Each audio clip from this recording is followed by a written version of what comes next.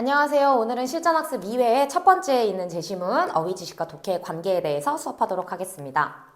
자, 요거는 제시문의 길이도 짧고 문제의 개수도 많지 않지만 그래도 문제 푸는 순서는 같이 한번 짚어보고 갈게요. 1번 읽으면서 풀 수 있는 문제고요. 여기서 확인할 수 있는 핵심 단어들은 딱 명확하게 무슨 가설 하는데 그게 4개가 나온다는 거 확인할 수 있고 2번에서는 3개의 가설을 가지고 이야기하고 있다는 점 확인할 수 있고요. 자, 그 다음 이제 얘는 보기 문제니까 읽고 나서고 3번 문제는 기역, 니은, 디귿, 리을인데 걔네들이 각각 다 뭐야? 아까 1번에서 나왔던 그런 가설들이고 얘네들은 이제 우리가 또 읽으면서 왔다 갔다 하면서 OX를 해줄 수 있는데 사실 지금 글의 구조 자체가 첫 번째 단락은 글을 읽는 과정에 대해서 얘기하고 어휘가 그래서 독해와 어떤 그런 관련을 맺고 있는지에 대한 설명을 하고 두 번째, 세 번째 단락에서 이런 가설들에 대한 얘기를 쭉 하고 있기 때문에 첫 번째 단락을 보고 잠깐 우리가 1번에서 볼 수 있는 문제를 한번 봤다가 두 번째 단락이랑 세 번째 단락에서 뒤에 문제를 한번 다 같이 풀 수 있는 그런 정보들을 명확하게 정리하는 게 중요할 것 같아요. 자, 그러면 같이 첫 번째 단락부터 한번 읽어보겠습니다.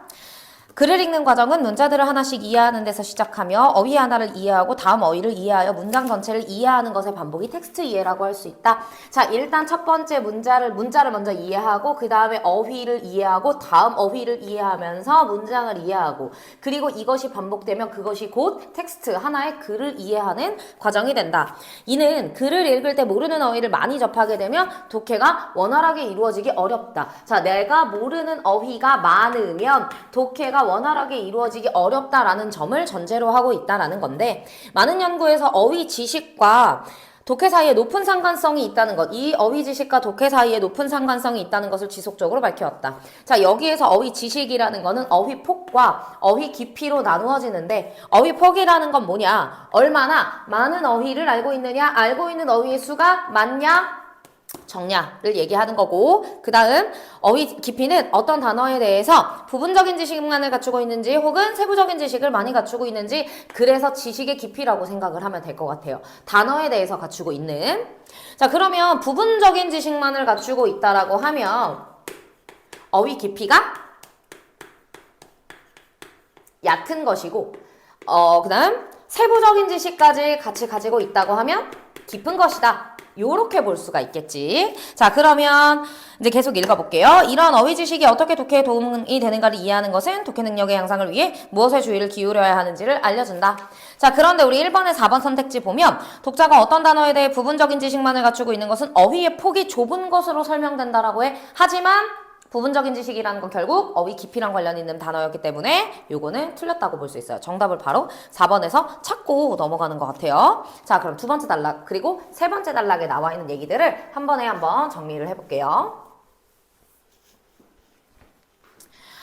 어휘 지식과 독해의 상관관계에 대한 대표적인 가설로는 어휘 질적 수준 가설, 도구 가설, 적성 가설, 지식 가설들이 있다. 자, 이제 얘가 기역, 니은, 디귿, 리을이 될 건데 자, 한번 볼게요. 어휘질적 수준 가설에서는 우수한 독해 능력이 단어 표상 능력에서 기인한다고 본다. 자, 단어 표상 능력에서 우수한 독해 능력이 나온다라고 보는 거야. 여기서 표상이라는 건 이 단어를 떠올리는 것 이렇게 해석하면 될 것 같은데 독자가 단어들 각각에 대한 철자, 의문, 형태, 통사 지식을 질적으로 얼마나 잘 갖추었는지 이것이 독해에 영향을 준다. 그리고 그게 독해에 어떤 직접적인 영향을 준다. 이제 직접적인 영향을 미친다고 보는 입장이에요. 질적수준 가설이랑 도구 가설은.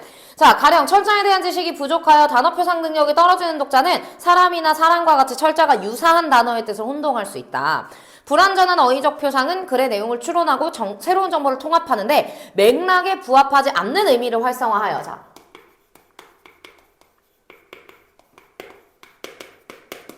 부합하지 않는 의미를 활성화하여 독해의 어려움을 초래할 수 있다. 그치. 자, 그러니까 이건 말 그대로 어휘라는 걸 우리가 올바로 이해를 해야 글을 제대로 독해할 수 있다라는 의미라고 좀 간단하게 설명할 수 있을 것 같아요. 자, 그럼 도구 가설은 봐봐. 작업을 할 때 적절한 도구를 많이 가지고 있으면 능률이 오르는 것처럼 독해에 도움이 되는 적절한 어휘를 많이 알고 있을수록 자, 적절한 어휘를 많이 알고 있을수록 다시 얘기하면 어휘의 양이 많을수록이야. 이건 다시 얘기하면 어휘 폭이 크다라고도 표현할 수 있겠죠. 자, 그렇게 능률이 오르는 것처럼 독해를 잘할 수 있다고 본다. 어휘의 여러 자질에 대한 지식의 수준을 고려하는 어휘 질적 수준 가설과 달리, 자, 얘는 지식의 수준을 얼마나 갖추었는지 지식의 수준을 고려했었는데, 도구 가설은 독해에 도움이 되는 어휘의 양을 중심으로 어휘와 독해의 관계를 설명한다.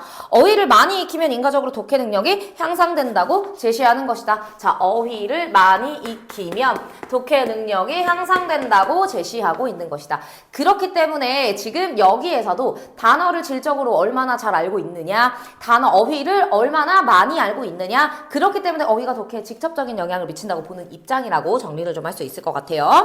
자, 세 번째 단락을 보면, 자, 적성 가설에서는 어휘력이 높다는 것을 언어에 대한 적성, 즉 그게 뭐야? 언어를 잘 배우고 다룰 수 있는 소질이 뛰어난 것, 이렇게 이야기를 했어. 이 가설에 따르면 탁월한 언어 적성을 가진 사람일수록 어휘를 잘 학습할 수 있다. 자, 그럼 결국 언어에 대한 적성이라는 건 언어를 잘 학습할 수 있는 능력이고, 자, 그렇기 때문에 독해에 능숙하다. 이는 어휘가 독해에 미치는 영향이 직접적이지 않고 간접적이라고 보는 입장이다. 자, 어휘가 독해에 직접적인 영향을 미치기보다는 언어에 대한 적성이 뛰어나 어휘를 잘 학습할 수 있으면 내가 지금 당장 어휘의 폭이 크거나 그 다음 어휘의 질적으로 내가 어휘의 깊이가 깊지 않더라도 어떻다? 독해를 잘하게 될 수 있다. 자, 그럼 계속 볼게요. 이 입장에서는 언어지능 지수가 언어 적성을 나타낼 수 있으며 언어지능 지수가 높은 독자가 낮은 독자보다 어휘를 더 풍부하게 알고 있는 경향이 있다고 제시한다. 실제로 언어지능 지수와 어휘는 상관관계가 매우 높기 때문에 읽기 연구에서는 종종 일반적인 언어지능 지수 검사를 대신하여 어휘 표준화 검사가 사용된다. 자, 그렇기 때문에 이제 요 적성 가설은 어휘 자체가 아니라 언어에 대한 적성, 어휘를 학습할 수 있는 능력과 연결지어서 설명을 하는 거고요. 자, 그 다음 지식 가설에서도 어휘와 독해의 영향관계를 간접적인 걸로 설명을 하는데, 이 입장에서는 어휘력이 높다는 건 배경 지식을 많이 갖고 있다라는 것으로 설명을 한대. 어휘를 많이 갖고 있다라는 게 아니었다는 거지. 어휘와 독해 사이의 배경 지식을 상정하여 그 영향관계를 설명하는 것이다. 자, 어휘가 있고 독해가 있는데 그 사이에 배경 지식이 매개체가 돼서 이 배경 지식을 많이 알고 있으면 우리가 어휘보다도 독해에 조금 더 도움이 될 것이다, 이런 이야기를 하는 거예요. 이 입장에서는 넓고 깊은 배경 지식이 스키마로 작용하여 독해를 잘할 수 있게 한다고 본다. 실제로 종종 한 영역에 관한 어휘력을 측정함으로써 해당 영역에 대한 개인의 배경 지식 수준을 확인할 수 있는데, 이것은 지식 가설을 뒷받침한다. 자, 어휘력을 측정함으로써 개인의 배경 지식 수준을 확인할 수 있다는 건 내가 그 배경 지식이 많다, 관심이 많다면 그 배경 지식과 관련한 어휘도 많이 알고 있다라는 의미가 될 수 있다는 겁니다. 그럼 당연히 독해도 더 잘할 수 있게 되겠지. 자, 그러면 우리 이것과 관련해서 문제 풀 수 있는 것들 한번 볼게요. 1번. 도구 가설에서는 독자의 독해에 도움이 되는 어휘와 그렇지 않은 어휘를 구별한다. 자, 도구 가설은 여기였죠. 독해에 도움이 되는 적절한 어휘 구별하겠고, 적성 가설에서는 언어지능 지수 검사를 어휘 표준화 검사로 대체할 수 있다고 본다. 이건 아까 본문에 나와 있었어요. 어휘 질적 수준 가설에서는 철자, 의문 형태, 통사, 지식의 습득을 중시한다. 본문에 나와 있었고, 5번. 특정 영역에 관한 어휘력 측정을 통해 개인의 지식 수준을 가늠할 수 있다는 것은 지식 가설을 뒷받침한다. 방금 나와 있었던 얘기. 자, 3번 먼저 볼게요. 기억과 니은은 우수한 독해 능력이 어휘 지식과 직접적인 관계를 맺는다. 그 다음 디귿과 리을은 간접적인 관계를 맺고 있다고 본다라는 1번이 정답이 될 겁니다. 자, 그럼 우리 2번부터는 어떤 것들이 각각 틀렸는지 한번 볼게요. 기억과 니은은 어휘폭이 독해 능력의 향상에 핵심 요소로 작용한다고 보는 반면이야. 자, 일단 여기부터 어휘폭이라는 거는 아까 뭐였지? 여기였지. 도구 가설이었지. 그렇기 때문에 기억은 어휘폭이 독해 능력의 향상에 핵심 요소로 작용한다고 보지 않아요. 니은만 맞는 말. 그 다음 디귿과 리을은 어휘 깊이가 핵심 요소로 작용한다고 보는데, 사실 어휘 깊이가 핵심 요소로 작용한다고 본다는 게 디귿과 리을에 다 어울리지 않는 이유는 디귿과 리을은 어휘가 독해에 간접적인 영향을 미친다고 보는 입장이기 때문에 깊이나 폭이랑은 지금 크게 연관이 없다라는 결론이 나옵니다. 3번 기억과 디귿은 독해 능력에 영향을 미치는 주요 요인으로 어휘의 독자적인 작용을 중시한다. 자, 독자적인 작용이라는 거는 일단 직접적인 영향을 미친다고 보는 입장이기 때문에 기억과 디귿이 그런가? 라고 생각할 수 있을 것 같아요. 디귿 말고 기억이. 그런데 일단 디귿은 무조건 아니고 디귿은 간접적이었기 때문에 기억도 어휘가 독자적인 작용이라고 말하면 이게 맞을까? 라는 거야. 왜냐면 아까 이제 제가 여기 써놓지는 않았지만 어휘뿐만 아니라 무슨 철자, 의문, 형태, 통사 이런 지식들이 모두 필요하기 때문에 어휘의 독자적인 작용이다라고 했을 때 기억도 글쎄 라고 볼 수가 있을 것 같고요. 그 다음에 니은과 리을은 배경 지식의 독자적인 작용을 중시한다. 자, 이거 역시 마찬가지야. 니은은 일단 배경 지식이랑 관련이 없는 데다가 리을은 독자적인 작용이라고 했을 때 또 맞냐 이거지. 요것도 글쎄 라고 볼 수 있을 것 같아요. 아마 아닐 겁니다.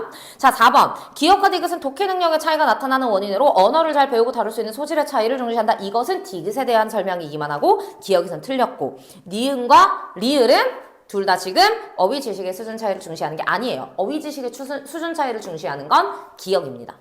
기억과 리을은 어떤 영역에 대한 배경 지식이 관련 어휘에 대한 세부 지식에서 비롯된다. 요것은 리을에 해당하는 설명. 기억과는 연관이 안 되고요. 연결이 안 되고 니은과 디귿은 알고 있는 관련 어휘의 양에서 비롯된다. 요것도 역시 니은에만 해당되는 설명이고 디귿에는 어울리지 않습니다. 자, 그러면 2번으로 넘어가 볼게요. 자, 2번으로 넘어가 보면 자, 여기에 이제 보기를 선생님이 가지고 왔는데 이 보기 내용을 한번 좀 볼게요. 자, 땡땡땡 연구에서는 5, 6학년 학생들이 사전적 정의를 활용하여 새로운 어휘의 의미를 학습하기 위해서 작성한 수천 개의 문장을 조사하였다. 연구 결과 일반적으로 아동이 사전적 의미를 잘 이해하지 못한다는 사실이 발견되었다. 자, 그럼 봐. 사전적 의미를 잘 이해하지 못해. 뭔가 이 어휘에 대한 것이 지금 습득이 잘 안 된다는 건데, 자, A 아동은 문장을 만드는데 이 꼼꼼함이라는 단어를 받았어. 근데 이 단어는 사전에서 형용사로 세부사항에 대해 아주 조심스러운 으로 풀이되고 있다. 근데 A 아동은 이 정의에서 자신이 잘 이해하지 못한 세부사항이라는 말은 쏙 빼고 잘 이해한 아주 조심스러운만을 주목해서 자신이 생각하기에 아주 조심스러웠던 때를 떠올려 산 정상에서 추락사고에 조심했다는 의미의 문장을 작성했대. 자, 그러면 자신이 생각하기에 아주 조심스러웠던 때 이게 뭐랑 연결이 되는 거야? 배경 지식이랑 연결이 되는 거야. 자, 그런데 여기서 함정은 결국 그 배경 지식이 뭐야? 단어를 독해하는데 큰 도움을 주지는 않았다는 점. 자, 사전의 정의를 잘 이해하지 못해서 자, 결국 여기서는 사전에 정의를 잘 이해하지 못했기 때문에 얘의 대상을 잘못 제시해서 문장을 잘못 작성했다라는 얘기지. 자, 그럼 적절하지 않은 것은으로 일단 어떠한 또 가설들이 나오니까 같이 연결을 좀 해보면 1번 적성가설에서는 A 아동이 또래 아동들에 비해 어휘 지식이 부족하다면 A 아동의 언어 지능 지수가 낮은데 그 이유가 있을 수 있다고 보겠군. 적성가설은 뭐야? 우리가 이 언어를 습득할 수 있는 능력에 관련된 얘기였으니까 맞는 말이라고 볼 수 있겠죠. 자, 두 번째, 세 번째는 어휘 질적 수준 가설인데 A 아동이 사전의 풀이에서 세부 사항을 잘 이해하지 못한 것이 어휘들에 관한 표상 능력, 이것을 떠올리는 능력이 떨어지는 것과 관련이 있다고 보겠죠. 또 3번도 A 아동이 이 단어의 의미와 관련된 새로운 정보를 통합하는 과정에서 맥락에 부합하지 않는 의미가 활성화됐기 때문에 이 단어를 잘 이해하지 못했다.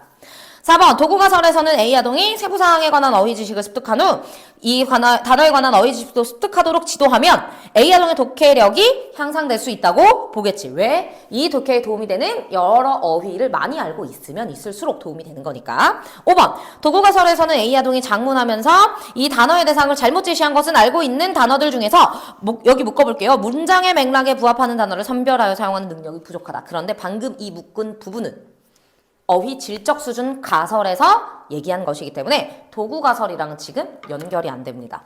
자, 이런 문제를 풀 때 역시 우리가 앞에 제시문에 나와 있었던 가설들에 각각 어울리는 단어들을 좀 잘 찾아야 되고요. 거기에 부합하지 않는다면 그것이 틀린 말이 됩니다. 자, 이런 것도 연습을 좀 하셔야 늘어나니 계속 이제 실력이 느니까 이런 것도 연습을 잘 했으면 좋겠어요. 오늘 수업은 여기까지 할게요.